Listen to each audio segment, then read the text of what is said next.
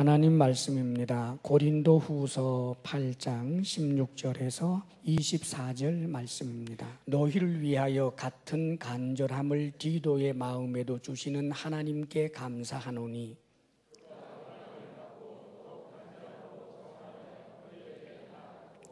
또 그와 함께 그 형제를 보내었으니 이 사람은 복음으로서 모든 교회에서 칭찬을 받는 자요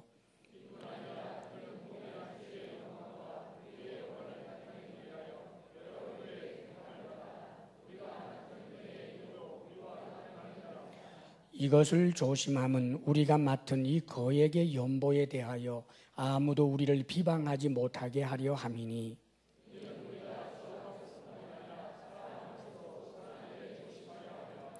또 그들과 함께 우리의 한 형제를 보내었노니 우리는 그가 여러 가지 일에 간절한 것을 여러 번 확인하였거니와 이제 그가 너희를 크게 믿음으로 더욱 간절하니라.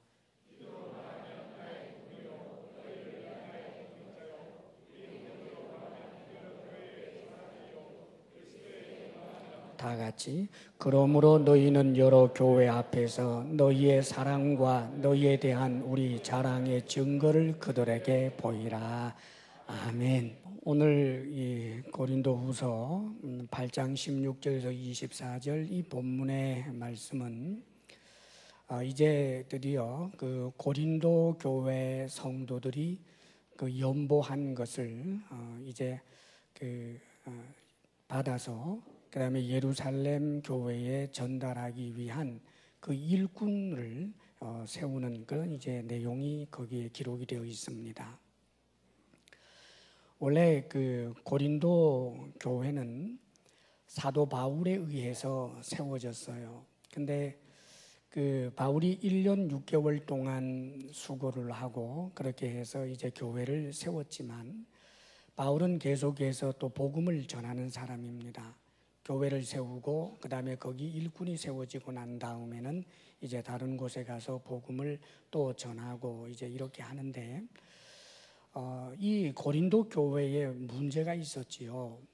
바울에 의해서 세워진 교회가 점점 이제 커져서 아주 풍성한 그런 은사도 넘치는 교회가 되긴 했는데 그만 여기 이제 율법주의자들 그 다음에 그 이단에 가까운 그런 사람들이 와서 바울을 흠집을 내면서 그만 바울이 전한 복음에까지 이들이 확신하지 못하고 흔들리는 그런 일이 일어나게 되었습니다.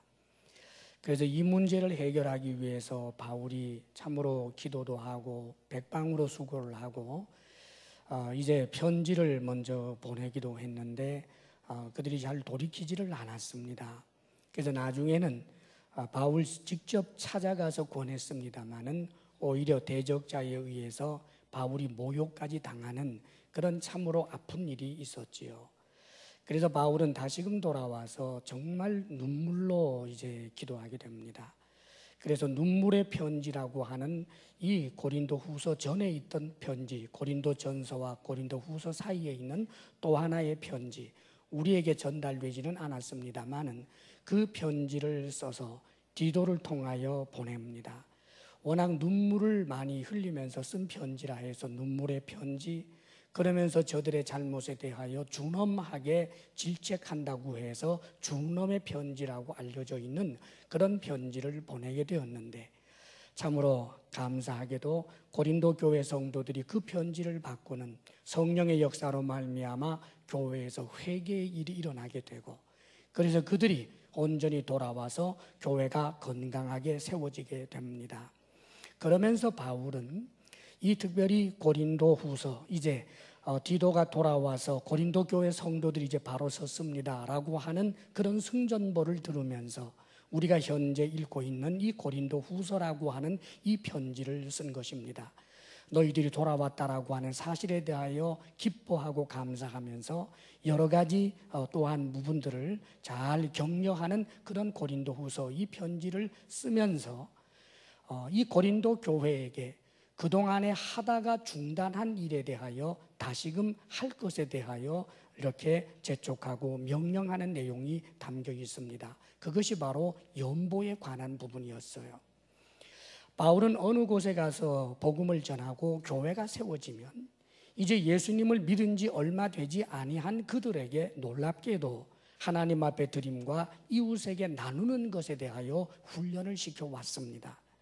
그래서 고린도 교회가 세워졌을 때에도 사도 바울은 저 예루살렘 교회가 어려움을 당하고 있으니까 예루살렘 교회를 돕기 위한 연보를 하라고 지시를 했고, 고린도 교회 성도들은 그 말을 따라서 열심히 연보를 하면서 모금을 하고 있었습니다. 그러던 차에 그만 이 율법주의자들에 의해서 그들의 신앙이 흔들리면서 바울에 대하여서도 대적하는 마음들이 일어나므로 이 하던 일을 그만 중단하게 된 지가 1년이 넘었던 것입니다.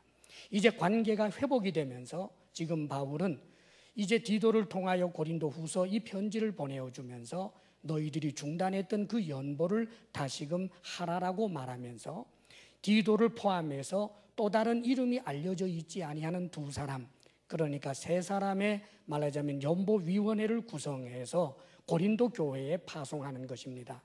그래서 고린도 교회 성도들로 하여금 그 연보할 것을 독려하고, 그래서 그들이 한 연보를 이제 받아서는 바울과 함께 예루살렘 교회에 전달하기로 그렇게 계획을 세우고 있었던 것입니다. 그래서 오늘 이 말씀은 바로 고린도 교회 성도들이 연보한 것을 받아올 만한 일꾼을 어떻게 선택하게 되었는지에 대해서 우리가 배울 수 있는 그런 내용입니다. 사실 헌금에 관계된 부분에서만 일꾼이 중요한 것이 아니라 이 일꾼이라고 하는 것은 우리 교회에서 모든 분야에 있어서 참으로 하나님께서 기뻐하시는 신실한 일꾼이 세워져야 하는 것입니다.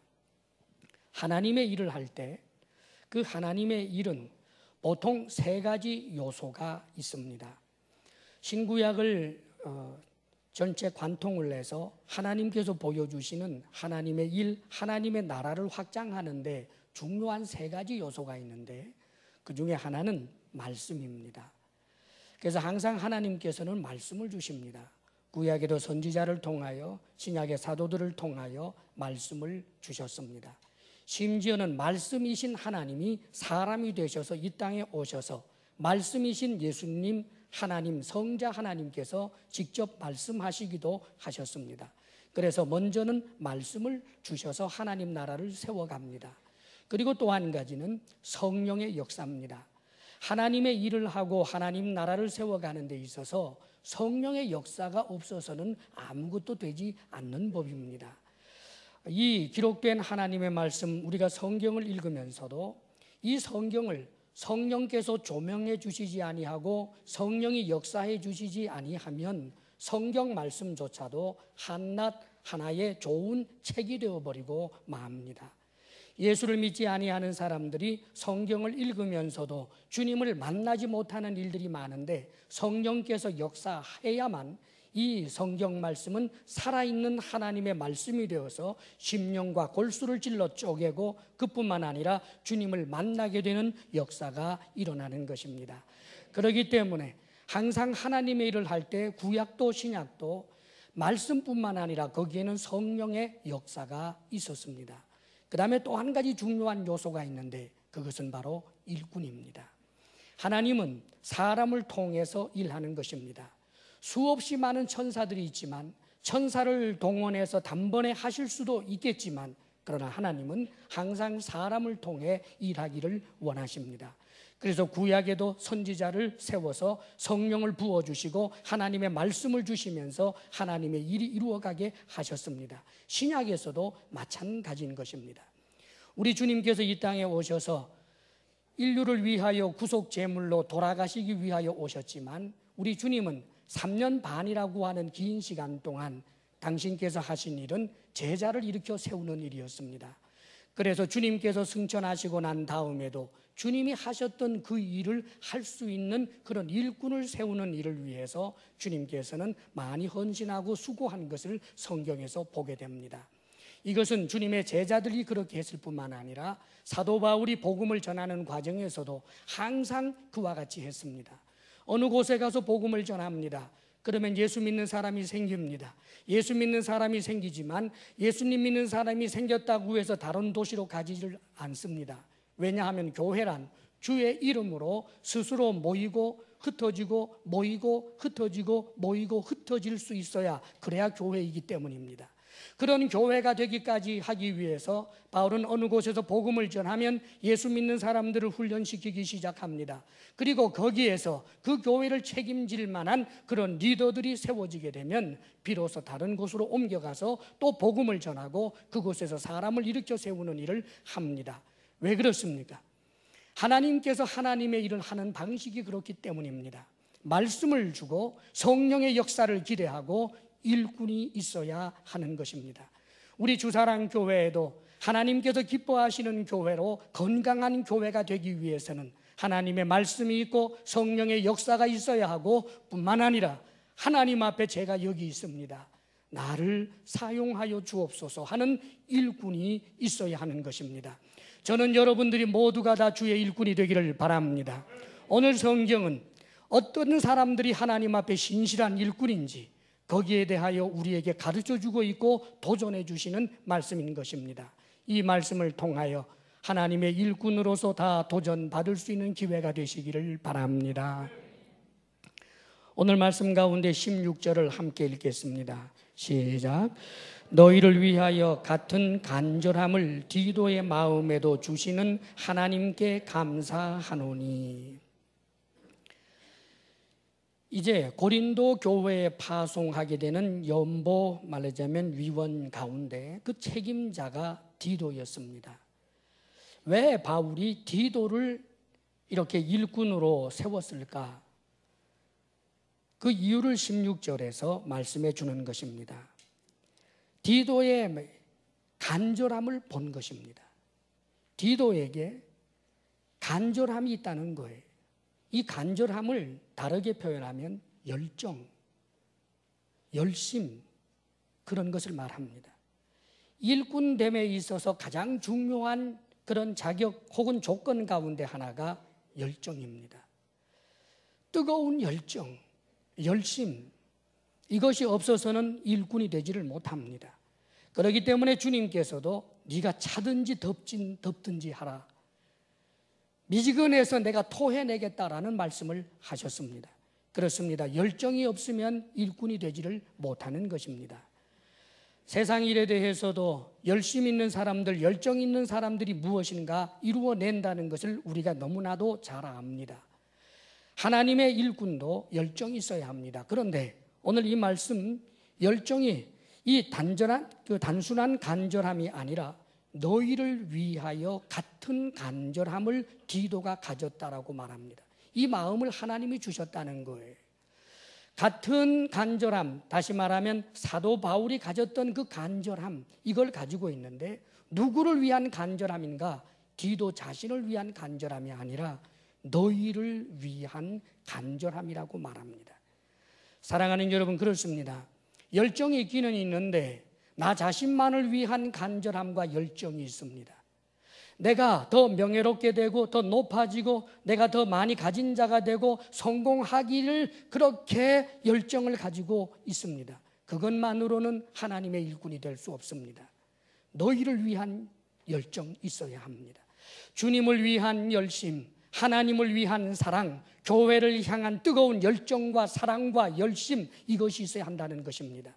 나 자신만을 위한 열심, 내 가족만을 위한 열정 이외에 타인을 향하여서는, 교회를 향하여서든 하나님을 향하여서는 마치 강 건너 불구경하듯 하는 그런 자세는 하나님의 일꾼이 될 수 없는 것입니다.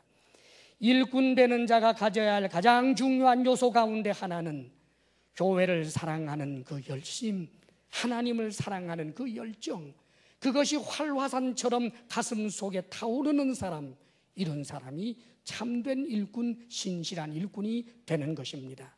사랑하는 여러분, 주님을 위하여, 교회를 위하여 타오르는 열정과 열심이 있습니까? 오늘 성경에는 하나님께서 디도에게 이 마음을 주셔서 감사하다고 기록하고 있습니다. 내게 열정이 부족하다면 하나님, 나에게 이 열정을 주옵소서. 주의 교회를 사랑하는 마음을 주옵소서. 주님을 위해서라면 내 목숨까지도 내어놓을 수 있는 그런 열정의 사람이 되게 하여 주옵소서. 가장 존귀한 가치를 따라 살아갈 수 있는 그런 뜨거운 열정의 사람이 되게 하여 주옵소서. 이런 간절한 기도가 우리에게 있어서 하나님께서 주시는 뜨거운 열정의 사람, 하나님과 교회를 위한 뜨거운 열심이 있는 사람들이 될 수 있기를 주의 이름으로 축원합니다.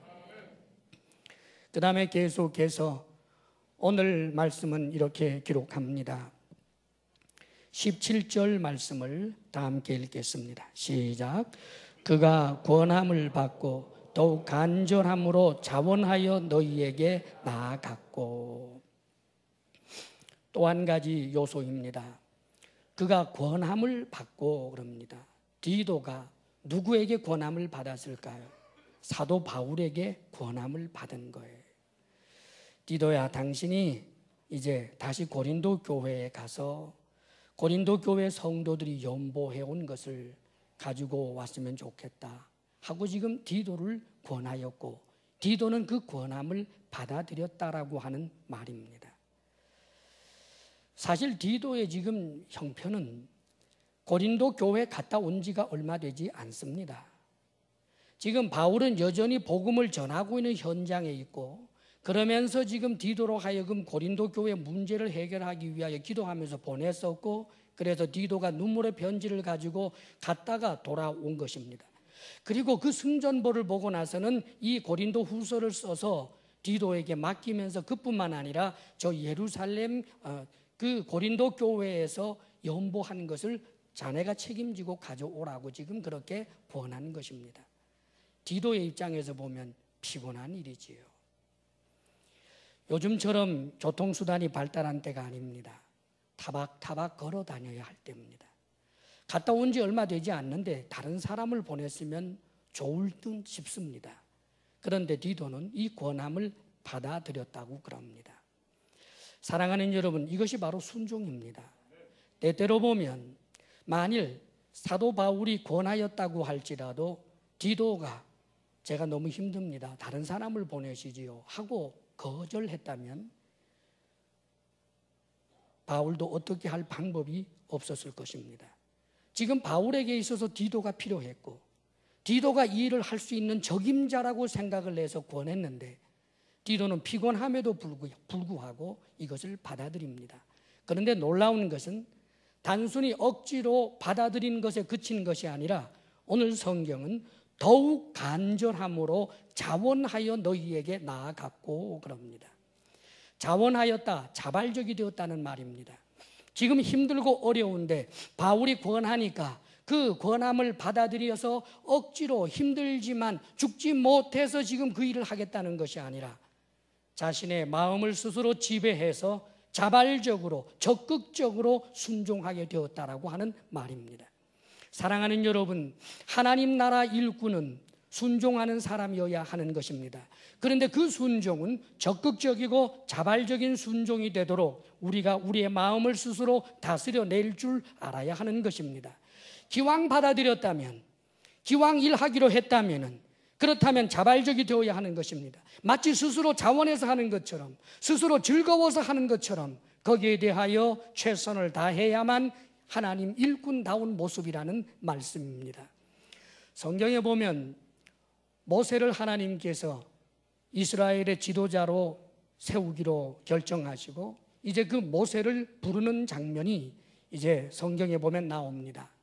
호렙산에서 목동 노릇하고 있던 그 모세를 향하여 우리 하나님께서 일꾼으로 저 에집트에 가서 바로의 왕 앞에 서서 당당하게 말하고 내 백성 이스라엘을 이제 저 가나안 땅으로 인도하게 하라고 그렇게 모세에게 명령을 하십니다. 그런데 놀랍게도 모세는 하나님의 이 명령에 즉각적인 순종을 하지 않았습니다. 저는 자격이 없습니다. 보낼 만한 사람을 보내십시오. 거절입니다. 그러자 하나님께서 이 모세를 설득하기 시작합니다. 모세를 향해서 너 한번 지팡이 던져봐라. 지팡이 던지니까 뱀이 됩니다. 자, 그 지팡이 꼬리를 한번 잡아봐라. 뱀 꼬리를 잡아봐라. 다시 지팡이가 됩니다. 이런 능력을 보여주시면서 내가 너와 함께 하겠다. 그런데도 저는 못합니다. 입이 둔합니다. 저는 말을 잘 못합니다. 입을 누가 만들었느냐? 내가 만들지 않았느냐? 네가 말 잘하는 재주를 내가 네 입에다가 그렇게 허락하겠다. 그뿐만 아니라 네 형 아론을 너하고 함께 가게 하겠다. 아론이 말 잘하는 줄 내가 아노라. 또 그렇게 말씀하셨습니다. 자, 이제 가라. 아이고, 그래도 못 가겠습니다. 자격이 없습니다. 설득을 해도 안 되니까 하나님께서 성경에 보면 모세를 향하여 진노하셨다고 되어 있습니다. 아마 모세가 죽음의 위협을 느꼈겠지요. 이거 계속해서 불순종했다가는 맞아 죽겠구나 하는 생각이 들었겠지요. 그래서 모세가 예, 가겠습니다. 자발적이지 않았습니다. 적극적이지 않았습니다. 하나님의 강권에 의해서 결국은 가겠습니다라고 했습니다. 그런데 중요한 건 이렇게 억지로 등 때밀려서 하나님의 일꾼 된 모세가 실제로 하나님의 일꾼으로서 그가 사역을 할 때 절대로 억지로 한 사람의 모습이 아니었습니다. 모세는 적극적인 순종을 했습니다. 모세는 자발적인 순종을 했습니다. 너무나 즐겁게 행복하게 순종을 했습니다. 그렇습니다. 이것이 모세의 하나님의 일꾼으로서의 아주 성숙한 모습인 것입니다. 사랑하는 여러분, 여러분들이 이런저런 환경에 의해서 또는 어떻게 보면은 강권이라고 하는 그런 길을 통해서라도 내가 이제 일꾼 되기로 자원하고 무엇인가를 맡았다면 이제는 자발적이 되어야 하는 것입니다. 이제는 더욱더 하나님 앞에 즐겁게 자원하는 마음으로 일하는 사람이 되어야 한다는 뜻입니다. 교사도 마찬가지입니다. 성가대도 마찬가지입니다. 여러 사역들, 방송에서 혹은 식당에서 이런저런 사역을 감당하고 있는 모든 이들, 셀 리더로서, 열린 모임의 인도자로서 어떤 모습으로든지 제가 이제 하겠습니다라고 허락이 된 그 이후에는 하나님 앞에서 그 어떤 경우에도 내가 태만할 수 있는 이유가 없다라고 하는 사실을 깨닫고 더욱더 자발적으로 순종하고 적극적으로 순종하는 그런 하나님의 사람들이 될 수 있기를 바랍니다. 주 안에서 승리하기를 주의 이름으로 축복합니다. 그리고 또 한 가지 오늘 18절 말씀입니다. 함께 읽겠습니다. 또 그와 함께 그 형제를 보내었으니 이 사람은 복음으로서 모든 교회에서 칭찬을 받는 자요. 디도뿐만 아니라 또 한 사람을 보냈습니다. 그런데 이 디도와 함께 간 이 사람의 이름은 성경에 나와 있지 않습니다. 이 사람이 어떤 사람인지는 19절에서 21절에 보게 되면 대충 알게 되는데 아마 이 사람은 마게도냐 여러 교회들에게서 추천을 받았던 사람인 것 같습니다. 즉 마게도냐 교회 쪽에서 모금을 한 그 연보를 바로 이 사람들을 통해서 바울에게 전달해 주었고 바울은 그 사람들 중에 바로 이 사람을 지명해서 다시 마게도냐 쪽 교회로 보내는 것이 아니라 고린도 교회에 보내서 고린도 교회에서도 모금한 것을 가지고 오라고 그렇게 한 것입니다. 자, 그렇다면 바울은 이 사람의 어떤 면을 보고 일꾼으로 세우게 되었을까요? 성경은 이렇게 말합니다. 이 사람은 복음으로서 모든 교회에서 칭찬을 받는 자요. 그렇게 기록하고 있습니다. 모든 교회에서 칭찬을 받는 자라고 말합니다. 그렇습니다. 사람들에게 덕을 세우는 사람, 칭찬받는 사람이 일꾼이어야 합니다. 그리고 언제나 일꾼은 사람들 앞에서 칭찬을 받을 만큼 그렇게 덕을 늘 나타낼 수 있는 사람이어야 하는 것입니다. 때때로 교회가 욕을 먹고 그렇게 해서 우리 하나님에게까지 그렇게 모욕적인 그런 언사가 돌아가는 경우가 있는데 그것은 일꾼이라 자처하는 이들의 잘못된 모습, 덕을 세우지 못한 모습이라고 하는 것을 우리가 잘 알고 있습니다. 바로 그 주체가 우리가 되어서는 안 될 것입니다. 칭찬받는 자가 되어야 합니다.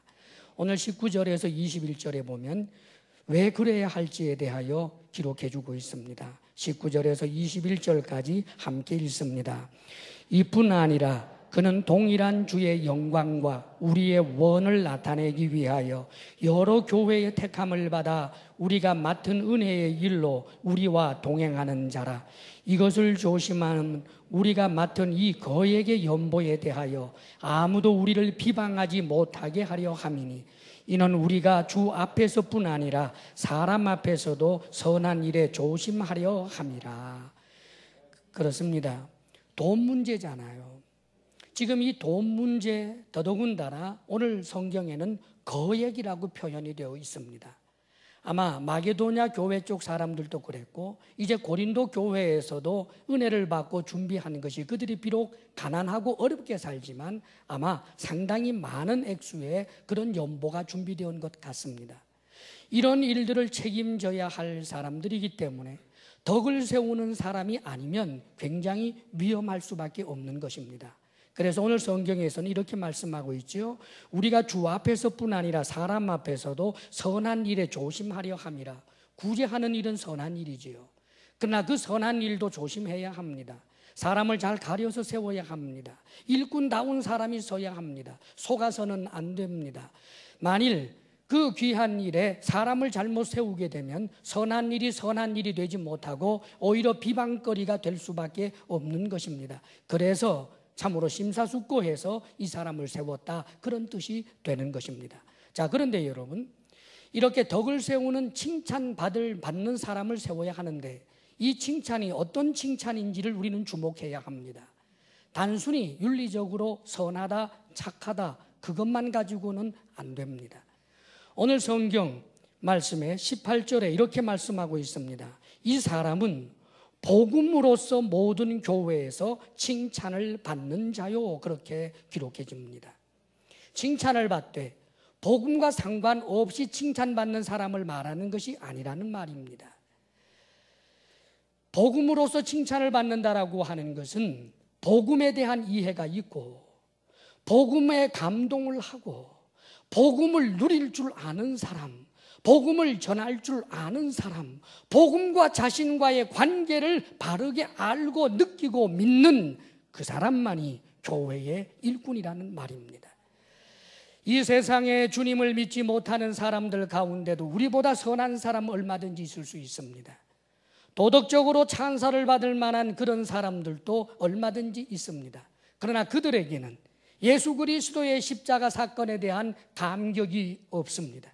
예수 그리스도 십자가 사건이 내 죄를 위함이라고 하는 복음의 이해가 없습니다. 그런 사람은 주의 일꾼이 될 수가 없는 것입니다. 주님의 일꾼은 복음에 감동한 사람입니다. 내 죄 때문에 죽으신 예수 그리스도의 십자가의 구속의 은혜 때문에 펑펑 눈물 흘려본 바로 그 사람입니다. 나와 같이 못난 자를 위하여 주님께서 죽으셨습니다, 감사합니다 하는 그런 감격이 마음속에 있는 바로 그 사람입니다. 뿐만 아니라 복음을 누릴 줄 알아야 합니다.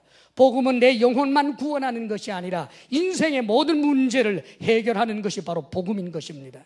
이렇게 복음을 누려본 사람, 복음을 통하여 힘들고 어려운 삶의 정황을 극복하고 이겨내 볼 수 있는 그런 복음의 사람, 이 복음을 누렸기에 삶의 문제에 고생하고 있는 사람들에게 복음을 전하고 싶은 그런 열망에 사로잡혀 있는 바로 그런 사람, 복음과 깊은 관계가 있는 바로 그런 사람이 하나님의 일꾼일 수 있다는 말입니다. 복음으로서 칭찬을 받은 자라고 성경은 말씀하고 있습니다. 사랑하는 여러분, 여러분들에게 복음은 어떤 의미가 있습니까? 월급 조금 더 올라가는 즐거움만도 못한 것이 복음 아닙니까? 복음이 우리에게 어떤 의미가 있습니까? 저는 저와 여러분이 항상 복음에 대한 감동이 있기를 바랍니다. 복음으로 인하여 감동하고, 그래서 복음의 일꾼이 될 수밖에 없는 그런 하나님의 사람, 그래서 저 사람을 볼 때 저분은 정말 복음의 일꾼이야 라고 칭찬하고 사람들이 기뻐해 줄 만한 그런 사람으로 저와 여러분이 설 수 있게 되기를 바랍니다. 교회에는 수많은 직분들이 있습니다. 그러나 이 모든 직분들은 사실은 다 복음과 상관되어 있다는 사실을 잊어서는 안 됩니다.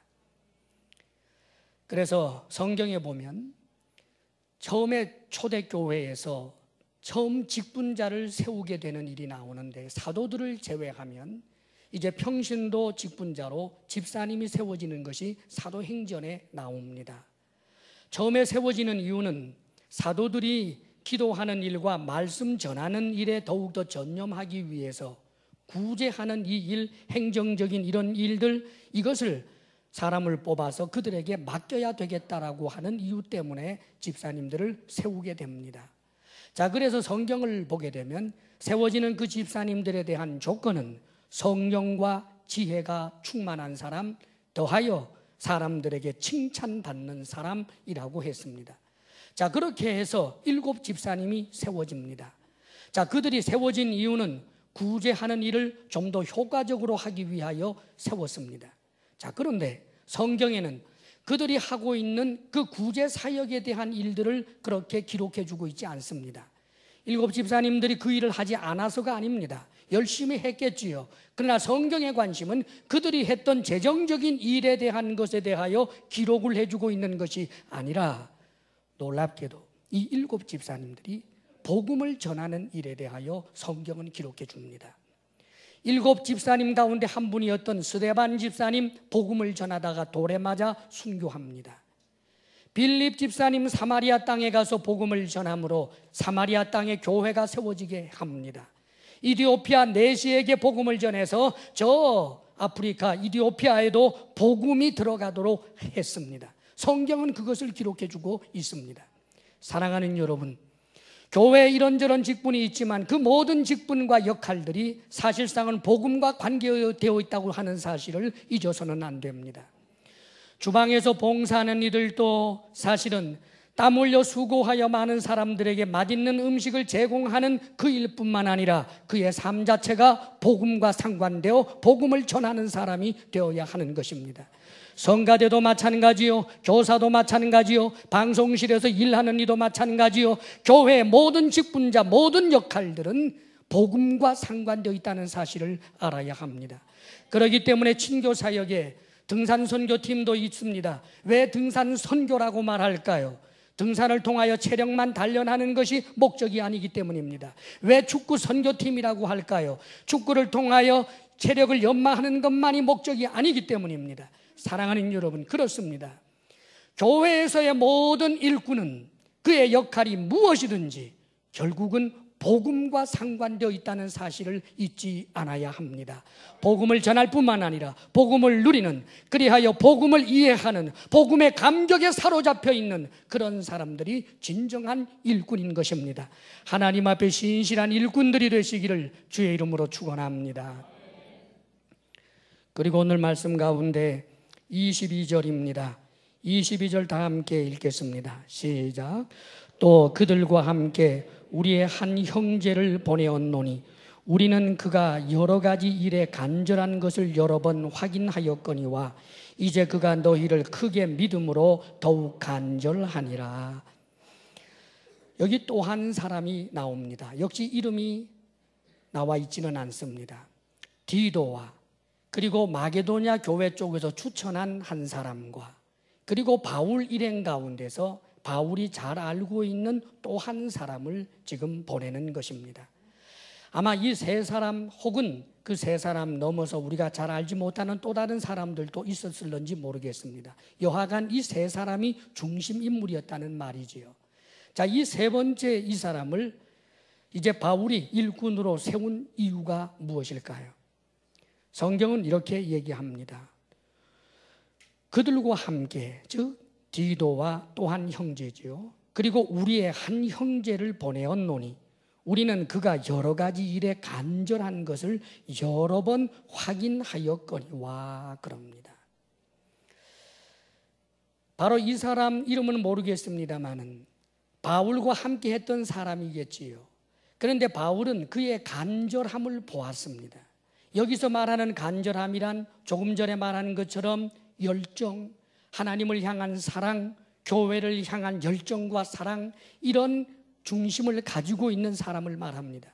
그런데 그가 가진 그 간절함을 사도 바울은 여러 번 확인했다라고 말합니다.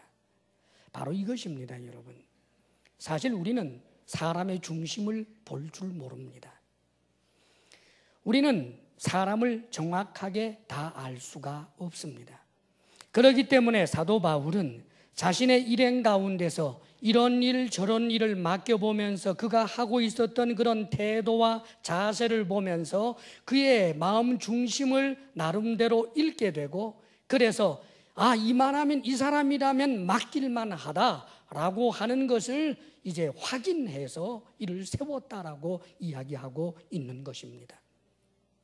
사랑하는 여러분, 일꾼이 세워질 때 그 일꾼에게 검증이 있어야 하는 것은 틀림없습니다. 아무나가 아닙니다. 그것은 직무유기가 되는 것입니다. 사람을 통해서 하나님이 일하시는데 하나님의 뜻에 합당하지 않은 일을 다른 이유를 가지고 세워져서는 안 되기 때문입니다. 그의 마음에 있는 간절함, 하나님을 향한 열정과 사랑이 있다라고 확신되는 사람을 세워야 하는데, 그러나 그것은 한두 번 보는 것으로 되는 것이 결코 아닙니다. 여기서 확인하였거니와 라고 하는 말씀의 그 의미는 원어상의 의미가 시험하여 입증하다라고 되어 있습니다. 즉 테스트입니다. 작은 일을 맡겨보고 그 다음에 충성을 보아서 더 큰 일을 맡기는 것, 우리 주님께서 가르쳐 주신 방법 가운데 하나입니다. 네가 작은 일에 충성하였으니 내가 큰 일을 맡기노라, 그런 말씀이 성경에 기록이 되어 있는 거지요. 성경에 보면 하나님께서 사무엘을 통해서 이스라엘의 두 번째 왕을 세우기로 하셨습니다. 첫 번째 왕 사울은 하나님의 마음에 합하지 않아서 하나님께서 사울을 버리고 이제 또 다른 사람을 왕으로 세우려고 하는데, 놀랍게도 사무엘에게 하나님께서는 정확하게 누구라고 말씀하시지 않고 이새의 아들 가운데 하나를 내가 왕으로 세우려 하노라 하고 사무엘에게 감동을 주셨습니다. 그래서 사무엘 선지자가 이제 이새라고 하는 이를 찾아갔습니다. 당신의 아들들을 이리로 데려오라, 한 사람 한 사람씩 내 앞으로 보내라고 했습니다. 그런데 사무엘이 척 보니까 이새의 아들 엘리압이 자기 앞에 탁 나타나는데, 이 엘리압이 너무나 마음에 들었나 봅니다. 그래서 사무엘이 자신의 마음속에 이렇게 독백하는 것이 성경에 기록이 되어 있습니다. 여호와의 기름 부으실 자가 과연 주님 앞에 있도다 하고 이 사람이면 되겠다라는 생각을 한 거예요. 그럴 때 하나님께서 사무엘에게 감동을 주십니다. 이렇게 말씀하셨습니다. 그의 용모와 신장을 보지 마라. 내가 이미 그를 버렸노라. 내가 보는 것은 사람과 같지 아니하니 사람은 외모를 보거니와 나 여호와는 중심을 보느니라 그러십니다. 그래서 한 사람 두 사람 그의 이새의 아들들이 지나가고 다윗이 등장하였을 때 하나님의 감동이 사무엘에게 임합니다. 내 마음에 합한 자라, 이 사람을 세워라 그러셨습니다. 그렇게 해서 하나님의 마음에 합당한 사람, 이 다윗이 세워진 것을 성경을 통해 보게 됩니다. 사랑하는 여러분, 하나님께서 보시는 것은 중심입니다. 하나님께서 보시는 것은 그의 간절함입니다. 하나님께서 보시는 것은 그의 마음의 태도인 것입니다. 그런데 유감스럽게도 저와 여러분은 사람의 마음을 사실은 100% 정확하게 알 수가 없습니다. 그렇기 때문에 신중해야 합니다. 하나님께서 사무엘에게 하셨듯이 우리 교회 공동체에 신비하고 놀라운 방법으로 누구를 세워라라고 말한다면 아무런 어려움이 없겠으나, 하나님께서는 그런 방식으로 일하시지 않고 성경 말씀을 통하여 이 교회 시대에는 일하시고 계시기 때문에 우리는 이 말씀을 근거로 해서 일꾼을 하나 세울 때 테스트하고 검증하는 그런 절차가 있어야 하는 것입니다. 사랑하는 여러분, 자, 그렇다면 우리 교회에도 사실상 일꾼을 세우기 위한 여러 가지 훈련과 절차들이 사실 있습니다. 양육반도 있고 제자대학도 있고 또 앞으로도 여러 가지 교회 안에서 훈련 프로그램들을 진행할 생각인 것입니다. 자, 그런데 저는 때때로 감동을 받을 때가 있습니다. 양육을 받으라고 할 때, 사실은 우리 교회는 전도를 많이 하는 교회이기 때문에 예수님을 그저 우리 교회에 와서 처음으로 영접한 사람들이야 교회에서 하라고 그러면 그게 그런 줄 알고 뭐 군소리 하지 않고 보통 합니다. 자, 그러나 교회 생활한 지 오래된 사람들, 이사를 오게 되어서 이제 신앙의 이력이 30년, 40년 혹은 직분이 있어서 항존직까지 된 그런 분들이 교회에 왔을 때 양육반에 들어가시오라고 하면 사실 웬만한 인격으로는 어렵습니다. 내가 지금까지 배운 게 얼만데, 내가 지금까지 성경 공부한 게 얼만데 양육? 내가 뭐 전목이냐? 그런데 놀랍게도 정말 항존직이나 오래된 신앙생활 하신 분들 가운데서도 교회에서 진행하고 있는 이런 시스템에, 그리고 교회의 목회자에게 순종하고 그 리더십을 인정하는 그런 의미에서 참여하는 분들을 볼 때마다 감사하는 마음을 갖게 됩니다. 사랑하는 여러분, 사실 우리의 삶이 너무나 힘들고 바쁘다가 보니까 교회 일꾼이 되기 위한 여러 가지 훈련에 참여하지 못할 수도 있겠습니다. 만일 그렇다면 하나님 저로 하여금 더 큰 믿음을 주셔서 이런 어려운 환경조차 극복해내고 이 일꾼된 자리에 참여할 수 있고 훈련받을 수 있도록 도와주십시오. 기도함이 마땅하고, 하나님께서 그런 여건을 주셨다면 당연히 하나님의 일꾼이 되기 위한 길을 따라 감이 옳다고 생각합니다. 교회에서 하나님께서 주신 리더십, 누군가가 어느 교회에 등록을 하였다면 예수님을 처음으로 믿게 되었든지 아니면 수평 이동할 수밖에 없는 그런 환경 때문에 교회에 적을 두게 되었다고 할 때 거기에는 묵시적인 약속이 하나 있습니다. 그것은 그 교회의 목회자의 이 영적인 그런 지도를 따르겠다라고 하는 것이 사실은 등록의 의미인 것입니다.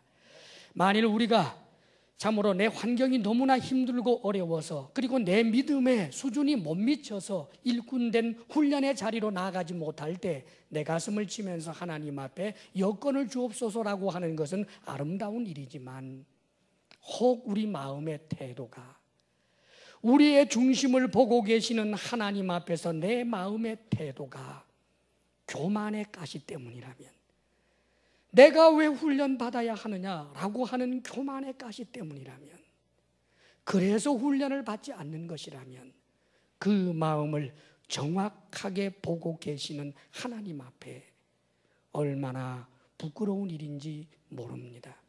사랑하는 여러분, 우리는 겸비한 마음을 가지고 하나님의 일꾼이 되고자 하는 그런 소원과 열정이 있어야 하는 것입니다. 가장 가치 있는 삶, 가장 고상한 삶, 그것은 나만을 위하여 살아가는 것이 아니라 주님을 위하고 복음을 위하여 살아야 하는 것입니다. 어느 선교단체에서 있었던 아주 유명한 일화 하나를 소개합니다. 어느 선교단체에서 이제 선교사 지망생을 모집을 합니다. 그래서 그런 공고를 보고 여러 사람들이 이제 지원을 했는데 서류 심사를 통과하고 몇몇 사람 후보자를 두고 이제 통보를 해 주었습니다. 그런데 뭐라고 했느냐 하면 몇 월 며칠 아침 5시, 새벽 5시에 이 선교단체 사무실로 오라고 하는 통보였습니다. 새벽 5시? 그래서 사람들이 의아해하면서 새벽 5시에 그 선교단체 사무실로 갔습니다. 그런데 문이 닫혀 있는 거예요. 그래서 기다리는데, 새벽에 오라고 한 것도 황당한데 기다리는데 6시가 되고 7시가 돼도 오지를 않습니다. 그래서 사람들이 실망을 하면서 되돌아가는데 그 중에 한 사람은 끝까지 있었다잖아요. 그랬더니 8시가 돼서 관계자가 등장합니다. 그리고는 한 사람 남아있는 그분을 보면서 이 우리 선교단체에 지금 지망하러 오신 분이죠? 들어오세요 하고는 그냥 들어갑니다. 사과도 하지 않고 말입니다. 그러더니 의자에 앉아서 글을 쓸 줄 압니까? 쓸 줄 압니다. 그러면 소년이라고 하면 써보세요. 셈을 할 줄 압니까? 할 줄 압니다. 2 더하기 2는 뭡니까? 그래서 4입니다. 그랬더니 이제 우리 선교단체에 오셔서 함께 훈련에 임하시기를 바랍니다 하고 허락을 했습니다. 자, 너무 황당하지 않습니까? 그런데 알고 보면 여기에 테스트가 있었던 것입니다. 이 관계자가 이제 선교단체에 이분이 적합하다라고 하는 보고서를 올렸는데 그 보고서 내용이 이런 것이었습니다.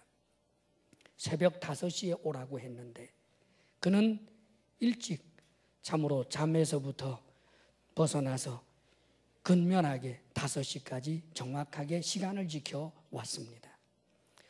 그뿐만 아니라 내가 일부러 8시에 나갔는데 그는 불평하지 않고 인내하면서 기다렸습니다.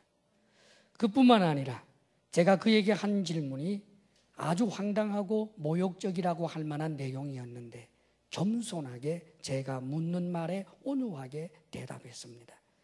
이 사람은 선교사로서 아주 자격을 갖춘 사람입니다 라고 보고서를 썼다라고 하는 것입니다. 사랑하는 여러분, 일꾼답구나 하는 것을 여러분들이 교회 공동체 성도들에게서도 증명될 수 있기를 바랍니다.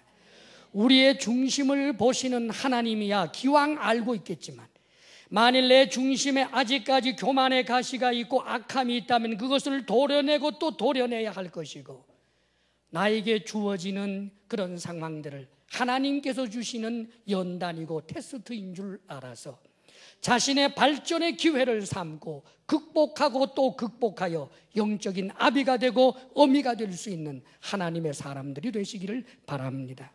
그리하여 주님께서 기뻐하시는 영광의 길, 주의 일꾼의 길, 그 길을 향하여 좁은 길을 향하여 힘있게 달려갈 수 있는 우리 모두가 되기를 주의 이름으로 축복합니다. 기도하겠습니다. 이 시간 주님 앞에 간절한 마음으로 결단하며 기도하겠습니다. 주님, 참으로 진정한 열정, 나 자신만을 위한 그런 간절함이 아닌 주님을 위하고 교회를 향한 그런 열정과 간절함이 있게 하여 주옵소서. 참으로 순종하되 적극적으로 자발적으로 순종하는 사람 되게 하여 주옵소서.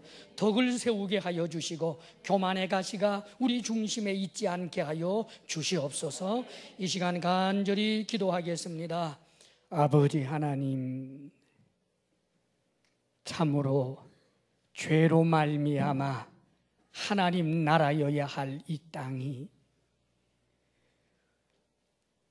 사단이 활동하는 무대가 되고 비참과 고통 속에서 살다가 영원히 지옥에 던져질 수밖에 없는 우리들, 그러나 하나님께서 하나님의 일을 이루시사 놀라운 구속 사역을 펼쳐서 하나님 나라가 이 땅에 임하게 하시는 하나님을 찬양합니다.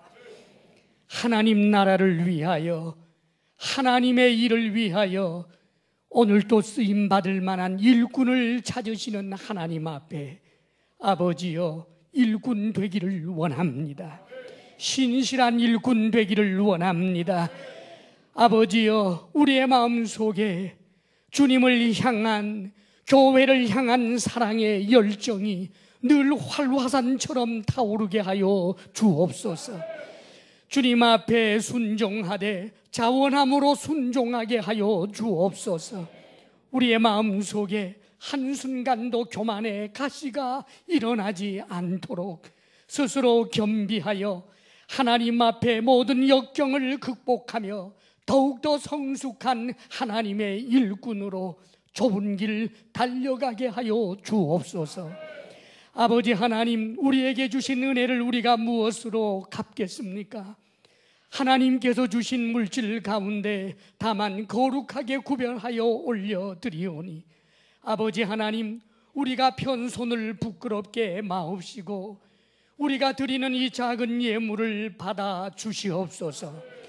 누가 있어 하나님께 드리며 하나님이 없는 자처럼 받으시겠습니까마는 우리가 드리는 이 작은 것을 크게 여겨 받아주시는 것은 우리가 주의 자녀된 때문인 줄 압니다.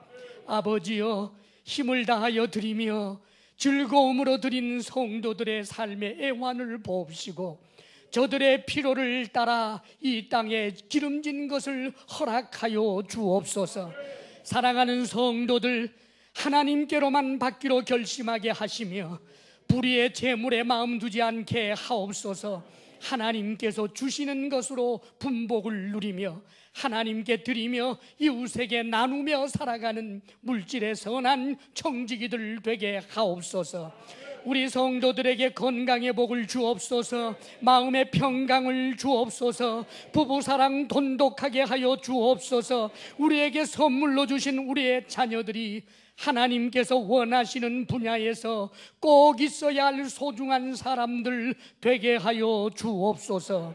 이제는 우리 주 예수 그리스도의 크신 은혜와 하나님 아버지의 한없는 사랑과 성령의 교통하심과 충만케 하심이 주의 일꾼이 되기를 원하나이다. 결단하며 나아가는 사랑하는 모든 성도들 위해 이제로부터 영원토록 함께 하시기를 간절히 축원하옵나이다. 아멘.